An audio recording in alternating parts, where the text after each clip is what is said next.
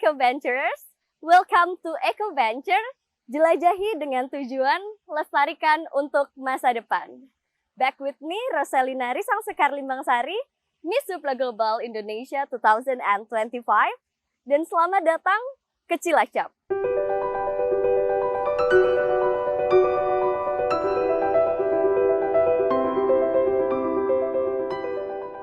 Hingga pertengahan 2025, data Dinas Perikanan Kabupaten Cilacap mencatat ada sekitar 18.000 nelayan terdaftar dalam Kartu Kusuka, alias Kartu Pelaku Usaha Perikanan dan Kelautan. Kemungkinan di luar daftar tersebut masih banyak warga Cilacap yang menjadi nelayan. Nelayan berpotensi besar dalam perekonomian masyarakat lokal. Koperasi Unit Desa mencatat total transaksi di 8 tempat pelelangan ikan atau TPI yang dikelola Koperasi Nelayan Cilacap mencapai sekitar 22,1 miliar rupiah selama kuartal pertama tahun 2025. Inilah yang membuat Kabupaten Cilacap menjadi salah satu lumbung hasil tangkapan laut utama di Indonesia. Sekitar 90% nelayan di Kabupaten Cilacap itu merupakan nelayan skala kecil dan masih beroperasi menggunakan kapal tradisional yang berukuran kecil pula. Lantas bagaimana sih dampaknya untuk Kabupaten Cilacap itu sendiri? Yuk kita cari tahu sambil aku ajak kalian untuk jalan-jalan naik Toyota Yaris Cross Hybrid ini. Kita mau cek seberapa hemat dan juga seberapa nyamannya sih jalan-jalan naik Toyota Yaris Hybrid. It's time for Eco Venture Cilacap, merajut asa masa depan bersama sahabat nelayan. Let's go!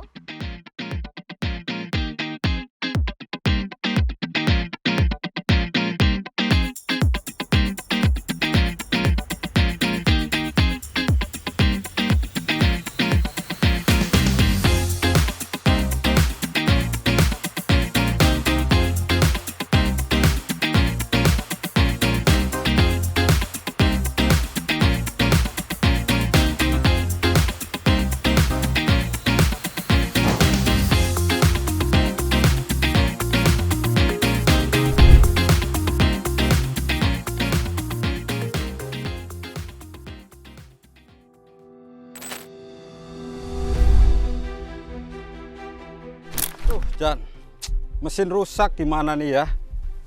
Mau berangkat nggak ada mesin, buat kebutuhan sehari-hari malah nggak ada pemasukan nih gimana?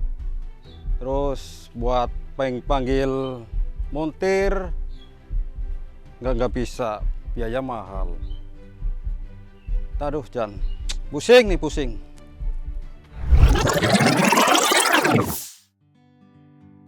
Hangat mentari menyambut langkah saya di Pelabuhan Sleko Cilacap.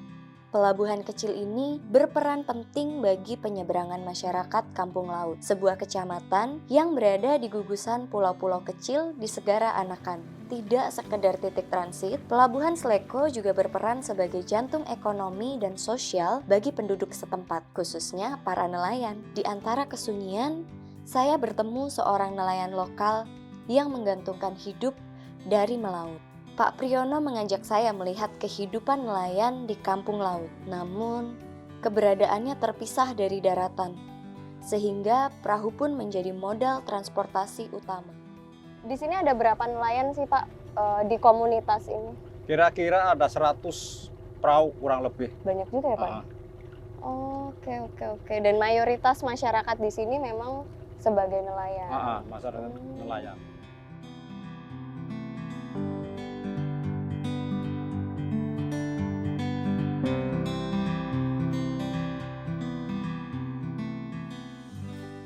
Aduh, Kenapa Pak?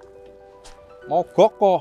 Loh, mogok Pak? Iya, Baru tadi kita obrolin. busi udah bagus kok ya. Baru Solar penuh Pak? Bensin penuh Pak? bensin penuh. Kenapa nih? Nggak bisa kok. Aduh, mogok kok. Gimana nih? Ada teman nggak di sekitar sini?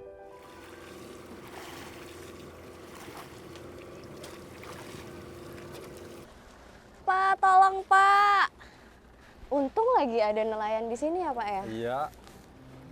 Para nelayan kampung laut paham, hidup mereka adalah lautan dan perahu adalah nyawa. Bak angin segar, tak jauh dari tempat kami, berdiri bengkel sahabat nelayan. Di sini, kami bertemu local hero, sosok penggerak yang memperjuangkan kebutuhan nelayan, Pak Paino. Halo Pak Paino. Pak, saya ingin tanya-tanya sedikit nih Pak terkait bengkel sahabat nelayan. Mungkin bisa dijelaskan apa itu bengkel sahabat nelayan? Sahabat bengkel nelayan ini adalah kepemilikannya daripada Koperasi Mina Lumbung Jaya, dan tentu melayani daripada anggota nelayan, perbaikan, karena supaya tidak jauh-jauh untuk memperbaiki, dan tentu itu adalah untuk mengurangi biaya-biaya transportasi yang jauh. Semula mungkin bisa 100%, mungkin sekarang udah bisa 50%, bisa berkurang dari itu. Bahkan juga melayani nelayan itu seperti misalkan di koperasi ini, di bengkel ini, yaitu untuk spare part juga, termasuk alat-alat tangkap daripada nelayan itu sendiri. Kemudian kalau tujuannya dari dibangunnya bengkel ini sebenarnya apa Pak? Tujuannya supaya untuk lebih mempermudah daripada anggota nelayan untuk perbaikan, supaya tidak jauh, karena mungkin ada sekitar ya 30 sampai 25 kilo untuk perbaikan kan terlalu jauh, sehingga untuk memudahkan anggota untuk memperbaiki apabila mesin-mesin itu ngadat atau macet di laut seperti itu. Setelah adanya bengkel sahabat nelayan, apakah ada dampak ekonomi yang dirasakan oleh masyarakat Pak? Ada, dampaknya itu positif. Yang pertama, yang kedua, dengan untuk mengurangi biaya-biaya transportasi itu yang semula jauh untuk perbaikan, sekarang cukup dari laut langsung ke darat sekitar 50 meter aja cukup. Inilah bengkel sahabat nelayan Koperasi Mina Lumbung Jaya. Program inisiasi Pertamina melalui anak usahanya PT Pertamina Lubricants. Kalau dari Pertamina sendiri, apa sih Pak bentuk bantuan yang sudah diberikan di sini? Kalau bentuk bantuan dari Pertamina Lubricants itu diantaranya peralatan sepenuhnya, bengkel, komplit lah bahasanya. Seperti itu, komplit-komplitnya seperti itu. Pak, selain itu, selain dari bantuan mesin atau alat-alat, ada bentuk pelatihan atau pemberdayaan masyarakat yang diberikan juga? Termasuk itu tadi yang saya sampaikan, pelatihan teknisi yang semula pertama itu dari BLK. Itu mungkin belum begitu matang, baru 50% lah, belum begitu pintar lah ya, ahli. Nah, sehingga kami mengajukan kembali, alhamdulillah Pertamina Lubricants itu merespon juga, sehingga yang 50% itu dimatangkan kembali bengkel itu, sehingga anak-anak ini pintar sekarang, udah bisa memperbaiki yang paling sulit mesin itu, kerusakannya sampai bahkan turun mesin, itu pun sudah bisa diperbaiki oleh anggota nelayan itu sendiri. Program Sahabat Nelayan lantas memberikan dampak signifikan bagi perekonomian lokal.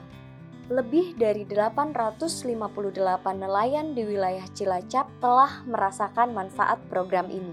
Bahkan, para mekanik nelayan mampu memperoleh penghasilan tambahan sebesar Rp750.000 hingga Rp1,2 juta per bulan. Emang apa aja sih Pak masalah yang sering dialami oleh nelayan-nelayan di sini? Ya, terutama sebetulnya kalau untuk tahun-tahun yang sekarang ini nelayan sudah mulai maju, artinya sudah modern lah peralatannya, yang dulu hanya mesinnya gantaran, yang sekarang sudah tempel baru lagi, sehingga untuk perbaikan itu, kerusakan itu kan ringan. Kerusakan itu paling kita perbaikan misalkan busi yang sudah ngadat, yang kedua karburator kotor kan seperti itu, tinggal cuma disemprot aja cukup, seperti itu. Perintisnya itu siapa aja ya Pak? Siapa saja orang yang membangun dan menginisiasi bengkel Sahabat Nelayan ini? Ya, aku rasa ini adalah aspirasi daripada anggota nelayan itu sendiri, keinginan daripada anggota nelayan itu sendiri. Kebetulan kami sebagai ketua rukun yang ada di wilayah Kelurahan Tambak Kerja ini, kami respon, kemudian kami berkolaborasi dengan Pertamina, kami bertemu dengan Pak Mulul, Bu Asri, sehingga difasilitasi dengan segala yang ada ini. Kalau untuk sasaran dari pelayanan bengkel ini awalnya kepada siapa sih Pak? Sasaran awalnya ya kepada masyarakat sekitarnya, yang paling berdekatan, kan seperti itu. Ini kira-kira memfasilitasi berapa nelayan di sini Pak? Ya ini kadang-kadang sudah meluas sampai ke rukun lain atau wilayah lain. Misalkan di sini ada rukun Tambak Kerja, di sana ada rukun Sentolo Kawat. Mungkin sudah menyeberang sampai ke wilayah rukun Sentolo Kawat itu. Kalau sana itu kelurahannya kan kelurahan Cilacap, sini Tambak Kerja. Jadi sudah beda kelurahan. Berarti dengan adanya bengkel Sahabat Nelayan ini cakupannya luas ya? Luas, yang alhamdulillah difasilitasi, luas. gitu. Tapi beberapa masyarakat kan merasa terlalu mahal dan lain-lain untuk memanggil montir. Kalau di bengkel Sahabat Nelayan ini pengelolaan modal dan juga pembiayaannya bagaimana sih Pak? Ya. Untuk membantu nelayan-nelayan di sini. Ya, jadi gini, karena kita itu kan bekerjasama dengan Pertamina dan kita itu adalah binaannya pada Pertamina Lubrikan ini, sehingga dengan segala fasilitas yang diberikan kepada kami sebagai nelayan dari Tambak Kerja ini, terutama dari bengkel Sahabat Nelayan ini, sehingga untuk biaya-biaya perbaikan yang kalau keluar mungkin bisa 100.000, mungkin di sini cuma hanya 50, bahkan kurang daripada 50, seperti itu. Kadang-kadang malah bisa ikut nimbrung memperbagi barang sehingga nggak sampai biaya itu sampai segitu besar. Bengkel Sahabat Nelayan ibarat tangan yang menguatkan. Pendapatan mereka kini tidak lagi hanya bergantung pada hasil laut, namun meluas pada berbagai layanan yang disediakan bengkel ini. Terima kasih Bapak, permisi. Perahu bukan hanya kendaraan untuk mencari nafkah. Di sini, perahu merupakan sahabat bagi para nelayan untuk mengarungi lautan. Seiring dengan hadirnya bengkel Sahabat Nelayan, ini menjadi harapan dan terang di tengah perjuangan para nelayan mengarungi kehidupan. Dengan hadirnya bengkel ini, kehidupan mereka menjadi sedikit lebih mudah dan sedikit lebih baik. Cilacap dikenal dengan Laguna Segara Anakan. Kala itu, luasnya belasan ribu hektar. Namun sedimentasi membuat kawasan ini menyusut drastis. Ekosistem mangrove pun terancam, padahal kawasan ini penting bagi kehidupan nelayan. Cilacap memiliki garis pantai sepanjang 201,9 km, terbagi antara Samudra Hindia dan Laut Jawa. Dengan kawasan mangrove seluas 8.914 hektar, menjadikannya ekosistem terluas di Jawa Tengah. Hamparan hutan mangrove menemani perjalanan saya di Segara Anakan. Vegetasi hijau ini bak benteng alam pesisir, habitat penting bagi beragam biota laut, serta memiliki peran vital menjaga ekosistem pesisir dan kehidupan masyarakat nelayan sekitar. Kurang lebih hampir 2 jam perjalanan kami tempuh. Namun siapa sangka, di satu sudutnya, hutan mangrove sempat hilang, menyisakan lahan gersang. Inisiatif sekelompok masyarakat akhirnya mampu menyulap kawasan kembali hijau. Puluhan tahun komitmen dan dedikasi dicurahkan demi kawasan hutan mangrove yang lestari. Tapi mengapa? Kami menemui lokal eco hero atau akrab disapa Pak Sutiono, sosok penggerak aksi penghijauan di kampung laut. Puluhan tahun sudah, Pak Sutiono mendedikasikan waktu dan tenaga untuk lestarinya hutan mangrove. Pak Sutiono menjadi saksi bagaimana wajah kawasan konservasi ini berubah menjadi hutan mangrove terbesar di kawasan Asia. Bibit mangrove nih Pak? Ini bibit mangrove, ini buahnya, buah mangrove. Lihat kah Pak? Ya silahkan, ini buah mangrove itu ini jenis Rhizopora mucronata, yang termasuk jenis untuk di lahan yang berlumpur. Berlumpur. Ya. Boleh Pak kita sambil Ya. nyoba. Emang apa sih Pak pentingnya arboretum mangrove ini? Ya, untuk kegiatan konservasi mangrove itu menjadi penting karena mangrove itu memiliki banyak manfaat atau untuk lingkungan lah ya. Kita tanpa adanya mangrove maka lingkungannya pasti akan rusak. Jadi lahan ini juga tadinya istilahnya rusak lah, makanya kita perbaiki, kita rehabilitasi supaya lahan ini kembali bisa dimanfaatkan oleh masyarakat untuk kegiatan-kegiatan yang bisa menghasilkan nilai ekonomi. Contohnya di sini misalkan kita kelompoknya Sida Asih memiliki program kegiatan namanya Simanja. Nah, itu juga ada beberapa kegiatan yang berhubungan dengan konservasi mangrove, diantaranya pembibitan mangrove, terus Ini ya Pak ya, ya, pembibitan. pembibitan mangrove, terus membuat olahan makanan dari buah mangrove. Oh, sampai ke hasilnya Ya, juga. terus Oke. juga budidaya kepiting ikan dengan sistem silvofishery. Oh, Budidaya tapi yang tidak merusak lingkungan. Jadi tidak merusak lahan mangrove. Tadi saya udah jalan-jalan nih Pak di sekitar Simanja ini, dan ini udah rimbun banget. Sebenarnya sampai saat ini apa hasil kerja dari dibukanya konservasi mangrove ini untuk lingkungan sekitar? Kita memiliki manfaat atau beberapa dampak yang bermanfaat untuk masyarakat.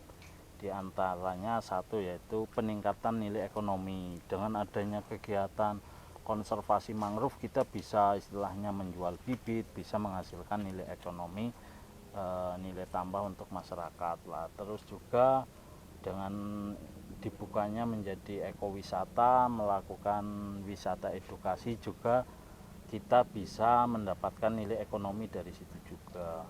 Dan juga dimanfaatkan untuk budidaya perikanan, ya kita bisa mendapatkan income dari penjualan kepiting, ikan, Iya. dan lain-lain. Prinsipnya kita kalau kita menjaga lingkungan, kalau kita merawat lingkungan, ya kita akan mendapatkan dampak positifnya dari lingkungan itu sendiri. Betul. Seperti itu. Alih fungsi lahan memang menjadi persoalan yang mendominasi. Iming-iming keuntungan besar acap kali tidak dibarengi dengan tanggung jawab lingkungan. Rusaknya hutan mangrove Segara Anakan jelas berimbas kepada masyarakat yang kebanyakan menggantungkan hidupnya dari hasil laut.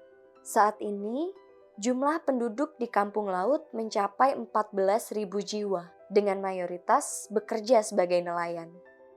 Sebenarnya kalau dari sudut pandang Bapak selaku konservator dari mangrove itu sendiri, bagaimana sih Pak dampak dari kerusakan lingkungan dan kerusakan hutan mangrove? Ya dampaknya itu akan luar biasa ke lingkungan. Di antaranya misalkan ketika mangrove-nya rusak itu akan menimbulkan misalkan di bawahnya itu nanti ikan kepiting itu tidak mau singgah ke situ.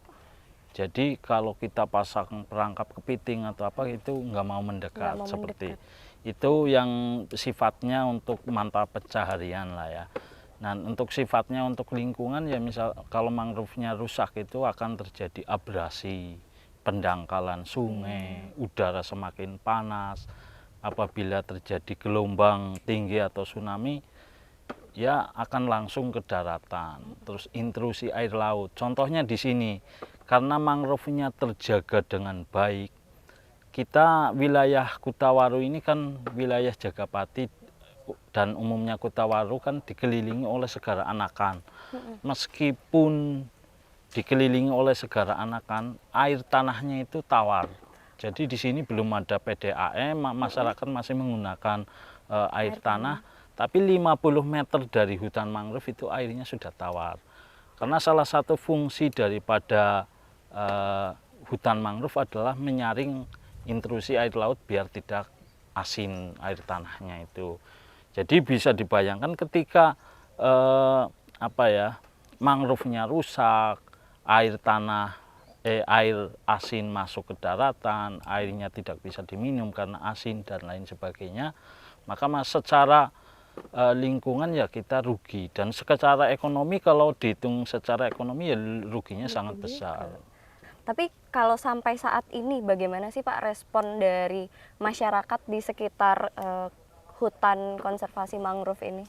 Ya, untuk di masyarakat di sini istilahnya udah mendukung lah. Setiap kita ada kegiatan, mereka ada waktu, mereka ikut aktif di dalamnya, ikut melakukan kegiatan penanaman, ikut berkegiatan, istilahnya sama-sama menjaga hutan. Di sini juga ada kelompok kayak Pokmaswas yang kegiatannya diantaranya itu istilahnya mengawasi hutan mangrove lah, dalam artian supaya mangrove-nya tidak dirusak oleh masyarakat dari luar daerah maupun dari dalam Kota Waru sendiri. Terus bagaimana sih Pak dukungan masyarakat sekitar lainnya terkait adanya hutan mangrove ini selain ikut menjaga? Ya, kayak untuk dukungan dari masyarakat sekitar, kita istilahnya setiap kegiatan penanaman itu juga melibatkan kelompok-kelompok masyarakat yang ada di sini. Kayak kelompok nelayan kita undang, kita libatkan, terus instansi kayak sekolahan, terus kelompok tani, terus kelompok budidaya perikanan, dan kelompok ada, kalau di sini itu ada kelompok mamaku, itu juga kita undang di sini untuk para masyarakat penggiat mangrove lah, kita undang untuk ikut kegiatan penanaman. Jadi mereka dengan adanya kegiatan itu semakin sadar, ketika ada orang yang menebang ya saling mengingatkan seperti itu.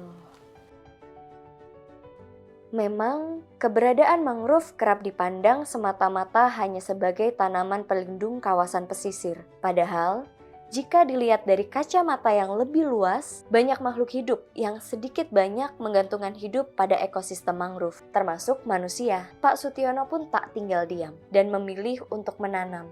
20 tahun Pak Sutiono melakukan upaya rehabilitasi mangrove. Hingga kini terhampar hasilnya.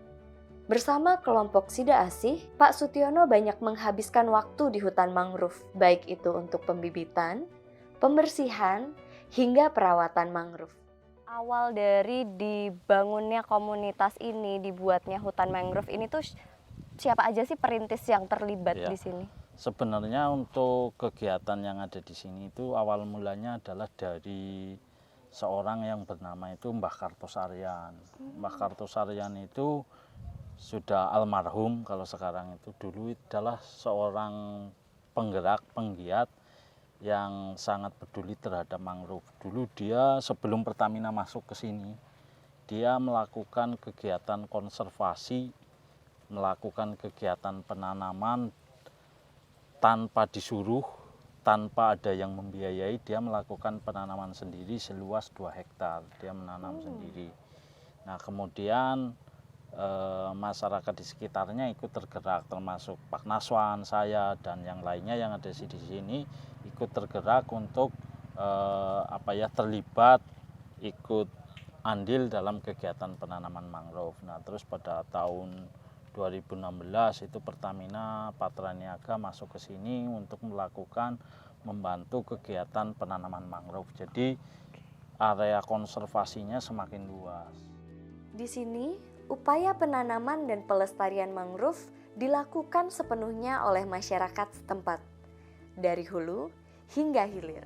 Ini tadi pembibitan, berarti ini lokasi pembibitannya ya Pak? Ya, kita ada 3 lokasi pembibitan sih. Satu di sini, yang satu di sana, terus satu di depan. Cuma untuk yang tahun ini tersisa tinggal ini, karena ini udah akhir tahun. Biasanya kan kita di pertengahan tahun itu kirim ke tempat lain, ke luar daerah. Kayak kemarin ada kegiatan dari pemerintah, kita juga ikut suplai untuk kegiatan mangrove-nya. Oh, jadi tidak hanya untuk ditanam di sini, tapi juga suplai di daerah. Memiliki luas sekitar 6 hektar, hutan mangrove ini menebar keindahan alam yang patut dijelajahi.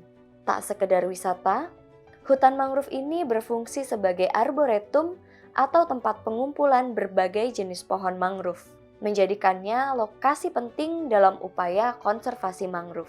Akar mangrove yang kuat mampu menahan erosi pantai dan menjadi pelindung alam dari gelombang laut besar, seperti tsunami. Mangrove juga berfungsi untuk menghalangi air laut masuk ke daratan, yang dapat merusak lahan pertanian dan ekosistem lainnya. Menjaga hutan mangrove artinya turut menjaga kelestarian lingkungan pesisir, yang penting bagi keberagaman hayati. Walaupun Cilacap jarang macet, kadang ada juga titik yang melambat. Di momen kayak gitu, Toyota Yaris Cross Hybrid langsung jalan pakai EV mode. Mesin bensinnya diam, kabinnya jadi super tenang. Kayak punya ruang hening di tengah kota. Begitu jalanan kembali lancar, transisinya ke mesin bensin halus banget. Nyetirnya tetap terasa nyaman dan ringan. Salah satu hewan yang menjadi penyeimbang ekosistem di laut adalah penyu. Keberadaan penyu menunjukkan air laut masih alami dan kaya akan ikan. Itulah mengapa penyu menjadi satwa dilindungi dan tercantum dalam Undang-Undang Nomor 5 Tahun 1990. Saat ini aku berada di Konservasi Penyu Nagaraja. Ini terletak di Desa Karangbenda. Ini merupakan satu-satunya konservasi penyu yang ada di Kabupaten Cilacap.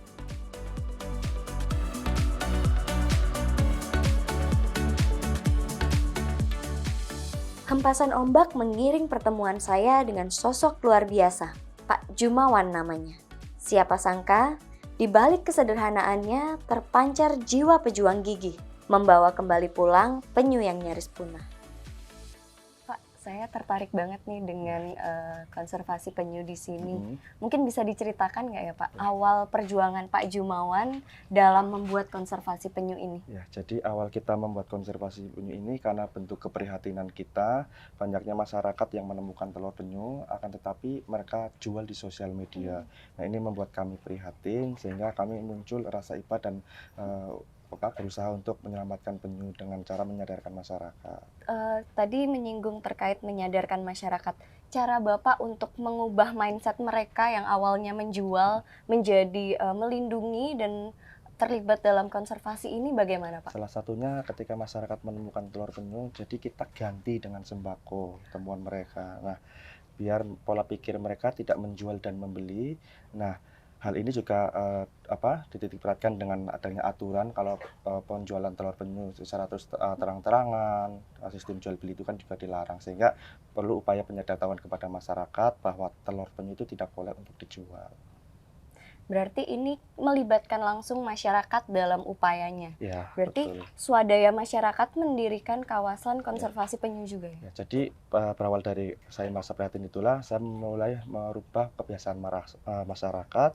Kita mulai membentuk kelompok konservasi penyu. Pak Jumawan berperan aktif dalam penyelamatan telur penyu, khususnya di daerah Pantai Sodong dan sekitarnya.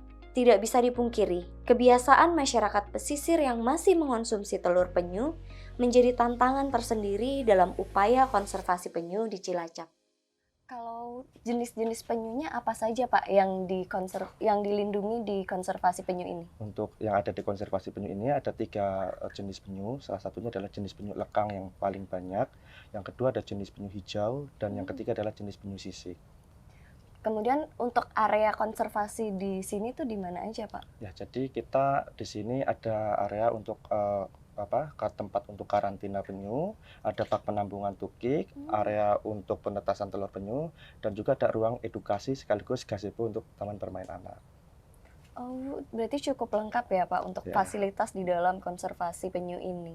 Ya. Kemudian tadi kita menyinggung lagi terkait masyarakat. Sistem barternya dengan masyarakat tuh apa Pak? Ya, jadi setiap mereka menemukan, kita ganti dengan sembako Mbak. Jadi biar mereka itu pola pikirnya tidak menjual dan membeli. Nah, nanti ketika ada puncak konservasi penyu yang kita adakan setiap bulan September, kita juga mengundang si nelayan tersebut. Istilahnya yaitu kita ngewongke, menghargai mereka seperti itu. Nah, nanti muncullah rasa mereka mencintai penyu, merasa mereka dilibatkan, dan secara tidak langsung mereka akan melindungi penyu tersebut seperti itu. Saat ini terdapat beberapa ekor penyu tukik atau yang masih kecil dan 2 penyu besar. Sementara ratusan penyu lainnya sudah dilepas liarkan ke habitat asal.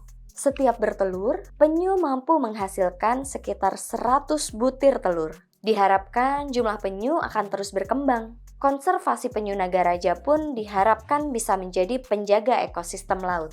Oleh sebab itu, penyu tidak boleh diperjualbelikan, baik telur, tukik, maupun penyu yang sudah besar. Setiap pelanggaran dapat dilaporkan ke pihak berwajib dan dikenakan sanksi. Upaya menjaga kelestarian ekosistem bukan hanya tugas dari segelintir orang, melainkan membutuhkan keterlibatan dan kerjasama dari semua pihak. Untuk meningkatkan rasa kepedulian dan cinta terhadap lingkungan, harus kita tanamkan sejak dini.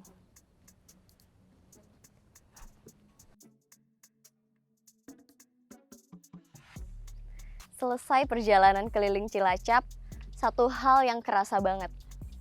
Pakai Toyota Yaris Cross Hybrid ini tuh effortless banget, hemat, smooth, nyaman, dan juga low maintenance. Ini bikin perjalanan kerasa simple, tapi tetap fun. Jadi kalau kalian cari mobil yang irit, baterainya durable, perawatannya gampang, dan juga akselerasinya halus, nah Toyota Yaris Cross Hybrid ini sih worth it banget. Oke, sampai jumpa di perjalanan selanjutnya.